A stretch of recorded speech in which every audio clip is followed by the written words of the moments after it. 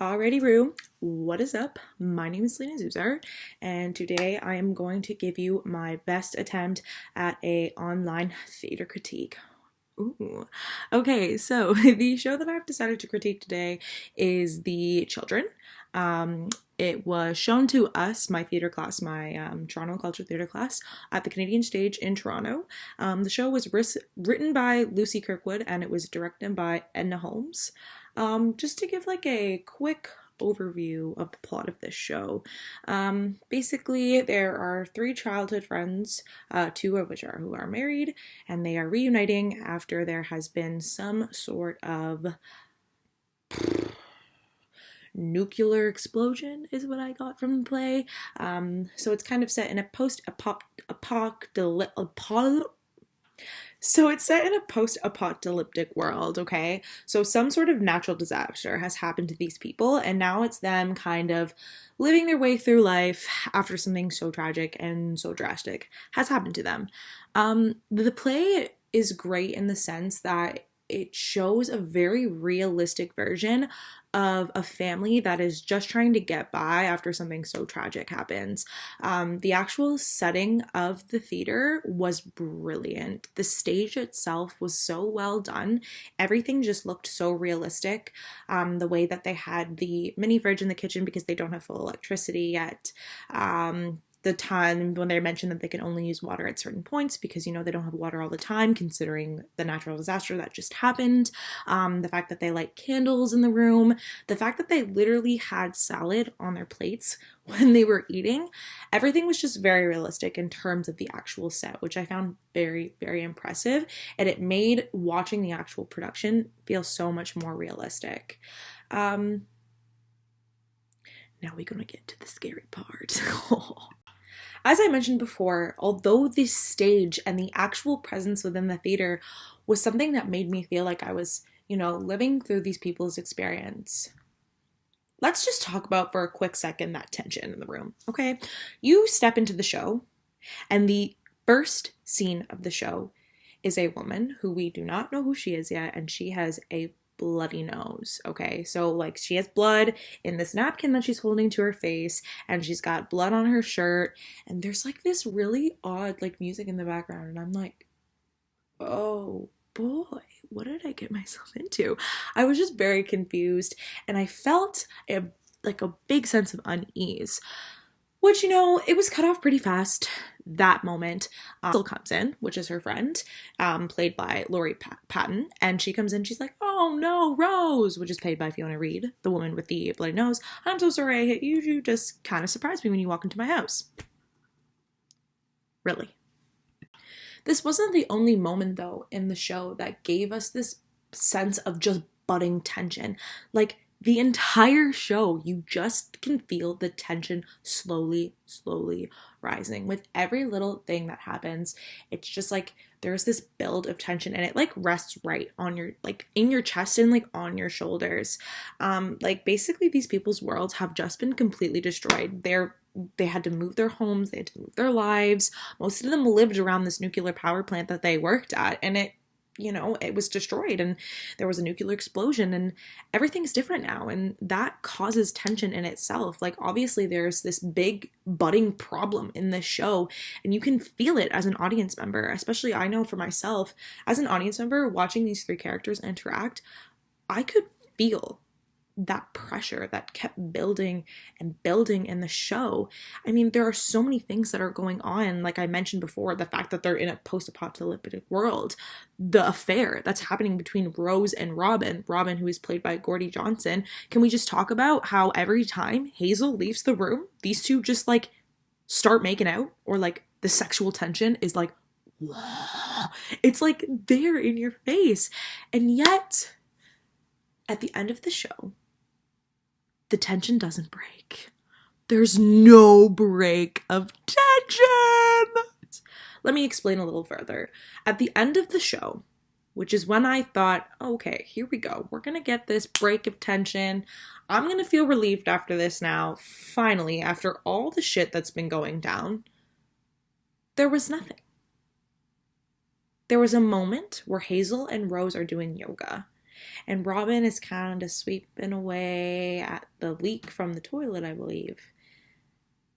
And there's the rising sound of crashing waves, and the lights get all blue and gloomy, and their facial expressions, even the actors' facial expressions, they look so concerned, or they look angry, like they're about to burst. And I'm like, yes, here it comes, something big. I don't know, maybe some sort of wave is going to hit them, the nuclear explosion was going to bigger, I don't know, something. I was expecting some sort of break, some sort of relief for us audience members to finally go, oh, okay, well, that was a great ending. It never came. The show just ended. Lights went out, music stopped, dark stage. What? Is that allowed? Are people allowed to do that to other people? Like, I was just like, you can't do that to me. I'm your audience member. I expect some sort of resolution, and I feel like there was no resolution. I feel like I'm so salty about this idea of this tension that never gets broken. Like, I feel like I'm so salty about this because there are typical theater conventions that like happen in almost every production, and it's what the audience expects to see when they go watch a show. Let me give an example. So every story typically has your rising action, which is the stuff that happens that kind of built up the story. It explains the characters, it explains what's happened thus far in the story, and it leads up all the way to boom, the climax. So this rising action gives you all that stressful stuff, okay? And then the climax happens, and that's when you get a break of tension, okay? That's when all of the stuff that has been leading up to this one big pivotal moment of resolve happens. That happens in every single story. Books, plays, movies. You get that moment of the break of tension when you can finally have a resolve between all your characters. And I just feel like the children did not have this moment. Let's talk about Hamlet, for example. Hamlet is one of the most put on productions all around the world. Most people know Hamlet, and most people have seen Hamlet. And if you haven't seen Hamlet, you should go see Hamlet. Come on. Go see Hamlet. But anyway, besides the point, if you haven't seen Hamlet, let me just give you a quick little run through. Okay, so throughout the whole story of Hamlet, there are so many things that happen that build up the tension in that play. Hamlet's father's ghost person that comes to him in apparitions. We have Hamlet's rising madness throughout the show that is seen throughout the entire thing of Hamlet just becoming more and more and more crazy. There's deaths that happen in the show, Polonius's death, for example, the queen just being like, girl, you need to pick a man real soon. There's a whole bunch of really powerful, impactful things that build up the tension in this show. But at the end of Hamlet, there is a resolve. Everyone dies. Yeah, it might not be a happy resolve. It might not be a resolve that kind of makes the audience go, oh, I'm so happy that happened. Everyone's dead. But it's still a type of resolve. Things get fixed at the end. Hamlet and Claudius have their duel. They kill each other. The queen dies. Everybody else dies. Ophelia dies. A whole bunch of people die. And like I mentioned before, it's not really a happy ending. It's not a happy resolve. Some people might be happy with it. Some people might not be. But it's just the fact that the tension and all of the stuff that built up to that moment falls apart. It is resolved in that one scene. And the children didn't give that to us. The children left us as audience members feeling uneasy. And even when we left the theater space, I think they just wanted us to feel nervous, or they wanted us to feel like there's something wrong and it wasn't fixed and that we need to fix it. As much as that bothers me about this show, that I left feeling like I had weights on my shoulders. Sometimes I think about the show and I'm like, holy ass, I still have this weight on my shoulders. It was effective. It was effective in the way because I think what the children was trying to do, it was trying to warn us for what's to come in the future. A lot of post-apocalyptic stories are doing this nowadays, and I think it's why they're so popular. People are obsessed with the unknown and what's to come, and with all these issues with climate change going on right now, and who's in power, and all this unknown that's in our world. People just become really obsessed with these types of stories because they make us think and they make us, have to prepare ourselves for what's to come, because really we should be worried. Like, we never know when something like this could happen, and it very much could. I mean, I don't have a nuclear power plant by my house, but I could say that, water pollution affects me here in London, and anyone who lives right beside the ocean with the rising levels of water, that could affect them at any time. There are just so many issues with our world that, we really need to pay attention to, and these issues shouldn't make us feel at ease. They should make us feel like we do have these weights on our shoulders, that we do have to start thinking really critically about these moments. And I think that's what the children was trying to do. It never broke the tension for us. It never made us feel at ease, or it never made us feel a sense of relief, because it really wants us to see and to know that when a situation like this happens, it's going to take a long, long time for us to be able to feel relief. We might never feel relief after the fact. And I'm lucky enough that nothing like this has ever happened to me, but in our world, like, there are some things that we can just never recover from. And I feel like, in a way, the children was kind of showing us that, like, hey, not everything has a solution. Not everything is going to end in a resolve.